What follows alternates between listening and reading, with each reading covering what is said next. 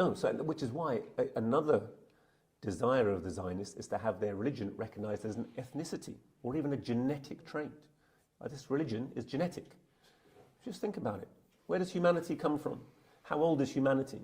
How old is the religious doctrine? Even if it's an old religious doctrine, it's a couple of thousand years old, 3,000 if you push it. How old is humanity? Hundreds of thousands of years old. How can it be a genetic doctrine that you have these ideologies? Of course, people who believe in God and everything through the context of the Bible and God promised us this land, logic is no object to them. But it's a nonsense. So even if you believe that a nation had a specific genetic makeup, which it doesn't, it doesn't make any sense.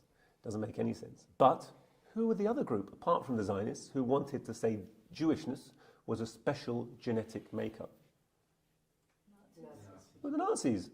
The Nazis went through the process. I don't know if you've ever read the IBM and the Holocaust. IBM and the Holocaust?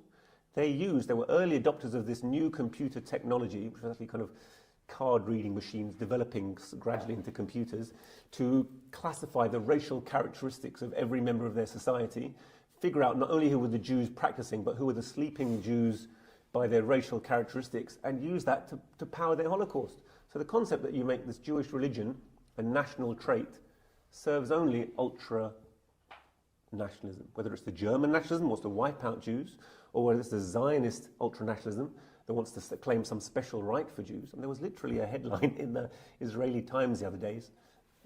It's like unbelievable to look at it. It said, to have dislike for certain ethnicities is racism. Okay? To say that Jews have to be equal is anti-Semitism.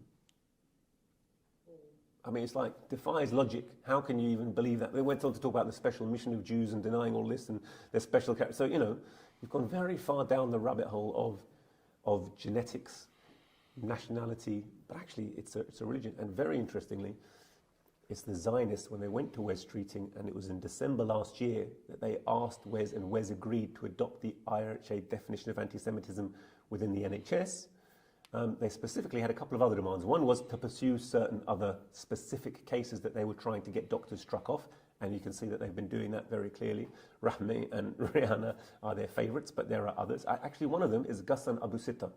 You know Ghassan Abu Sitta is a plastic surgeon who now has been elected as the rector of Glasgow University, because he was there when the Israelis bombed the El Arab hospital,